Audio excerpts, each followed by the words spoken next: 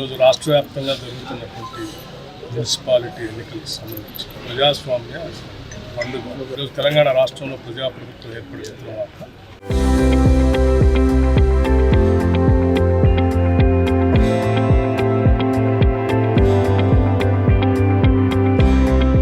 పట్టణ ప్రాంతాల్లో తీసుకొస్తున్నటువంటి అనేక రకాలైనటువంటి మౌలిక వసతుల అభివృద్ధిని దృష్టిలో పెట్టుకుని కాంగ్రెస్ ప్రభుత్వాన్ని ప్రజాప్రభుత్వాన్ని ఆశీర్వదించవలసిందిగా కాంగ్రెస్ పార్టీ అభ్యర్థులుగా పోటీ చేస్తున్నటువంటి వాళ్ళందరూ చేతులు పోటీ చేస్తున్నటువంటి కార్పొరేటర్స్ అందరికీ కూడా మీ అమూల్యమైన ఓటు వేసి గెలిపించవలసిందిగా నేను విజ్ఞప్తి చేస్తా ఉన్నాను. ఈ రాష్ట్ర ప్రభుత్వం రెండు కూడా ప్రపంచంతో పోటీ పడటం కోసం ప్రయత్నం చేస్తూ ఉన్నాం. తెలంగాణ రాష్ట్రం పెద్ద ఎత్తున అర్బనైజేషన్ పెరుగుతూ ఉంది. గ్రామీణ ప్రాంతాల నుంచి పట్టణ ప్రాంతాల్లోకి రూపాంతరం చెందుతూ ఉంది పెద్ద ఎత్తున. ఈ అర్బనైజేషన్ పెరుగుతున్నటువంటి క్రమంలో గ్లోబలైజేషన్ దృష్టిలో పెట్టుకొని ఈ ప్రపంచంతో పోటీ పడటానికి కావలసినటువంటి మౌలిక వసతులన్నింటినీ కూడా ఒక ప్రణాళికాబద్ధంగా ఈరోజు రాష్ట్ర ప్రభుత్వం ప్యూర్ రేర్ అంటే core urban reason economy, peri urban reason economy, rural agriculture economy దాన్ని దృష్టిలో పెట్టుకొని అనేక రకాలైనటువంటి ప్రణాళికలు తయారు చేసుకుంటూ 2047 కల్లా ఒక మన తెలంగాణ విజన్ డాక్యుమెంట్ని రిలీజ్ చేయడం జరుగుతుంది. 2047 కల్లా $3 ట్రిలియన్ ఎకానమీతో తెలంగాణ రాష్ట్రం ప్రపంచంతో పోటీ పడటమే కాకుండా ప్రపంచంలోనే ఉన్నటువంటి బాగా అభివృద్ధి చెందిన దేశాలతో పోటీపడే స్థాయిలో ఈరోజు మనం ప్రణాళికబద్ధంగా ముందుకు పోతా ఉన్నాం. ఈ అభివృద్ధిని ప్రణాళికని పూర్తి స్థాయిలో ముందుకు తీసుకొని పోవడం కోసం దయచేసి విజ్ఞులైన ఓటర్లందరూ కూడా ఈ ప్రభుత్వాన్ని ఆశీర్వదించి అర్బన్ సెంటర్స్లో మున్సిపాలిటీస్ అన్నింటిలో కూడా పెద్ద ఎత్తున కాంగ్రెస్ ఓటు ఏర్పడేటట్టుగా గెలిపించి పంపించవలసిందిగా అందరికీ విజ్ఞప్తి చేస్తా ఉన్నాం. రాష్ట్ర ముఖ్యమంత్రి శ్రీ రేవంత్ రెడ్డి గారు, క్యాబినెట్ సహచరులు అందరూ కూడా ఈరోజు రాష్ట్ర అభివృద్ధి కోసం ప్రణాళికాబద్ధంగా ముందుకు పోతా ఉన్నాం.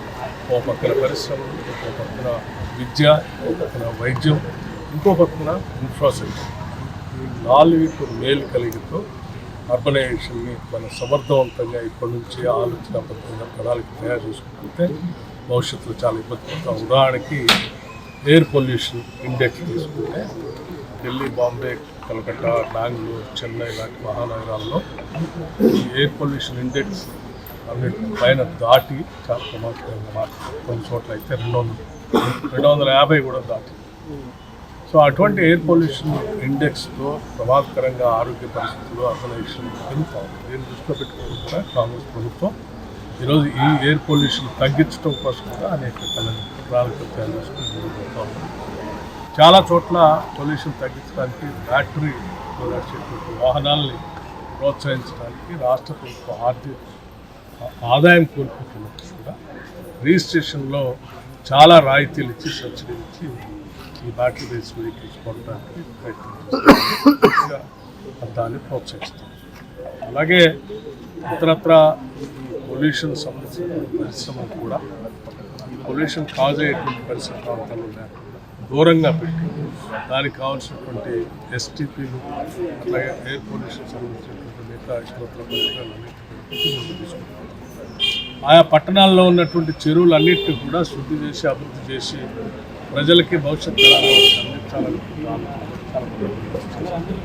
ఎక్కడెక్కడైతే ఆక్యుపేషన్ గురైనటువంటి రోడ్లు, రహదారులు, పార్కులు, చెరువులు వీటన్నిటిని కూడా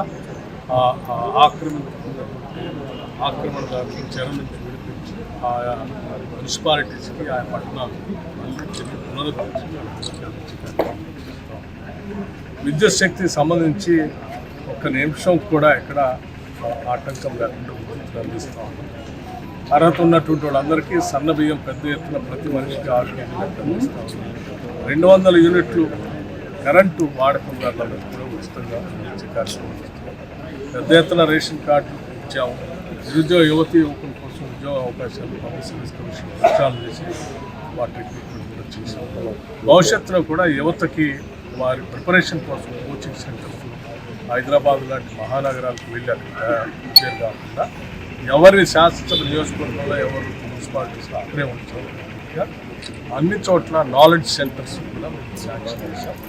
మహానగరం హైదరాబాద్ నుంచే best of the best coaching ఇచ్చే లెక్చరర్స్ని మనం రిక్రూట్ చేసుకున్నాం. వాళ్ళ ద్వారా ఆన్లైన్లో అందరికి ఉదయం 10 గంటల నుంచి సాయంత్రం 5 గంటల ఆ కోచింగ్ ఇక్కడ ఆన్లైన్ వాళ్ళు అన్ని సెంటర్స్ వాళ్ళు వినేటట్టుగా ఒక టెక్నాలజీ వ్యవస్థ కూడా ఏర్పాటు చేస్తాం. సో భవిష్యత్తులో ఇచ్చే నిరుద్యోగ యువతుల కోసం ప్రైవేట్ రంగంలోనే కూడా ఉద్యోగాలు పొందడానికి చాలా స్కిల్స్ కావాల్సినటువంటి అవసరం ఉంది ప్రభుత్వ రంగంతో పాటు. ఆ స్కిల్స్ అన్నింటినీ డెవలప్ చేయడం కోసం అడ్వాన్స్డ్ టెక్నాలజీ సెంటర్స్ అని ప్రతి శాసనసభ నియోజకవర్గంలో నిరుద్యోగ యువత కోసం పెట్టే శాంక్షన్ చేసాం. అన్ని చోట్ల టెండర్ పిలిచి నడుస్తాం.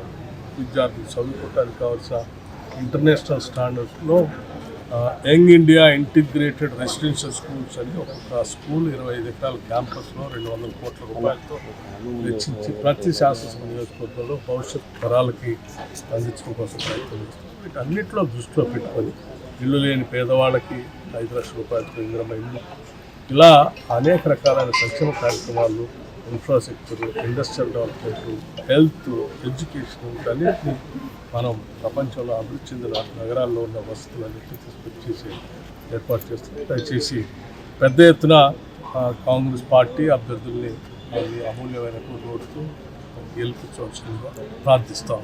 Local to global news at your fingertips. మీ చేతిలో ఒక ఆయుధం. Download R TV app. Media legend Ravi Prakash is back.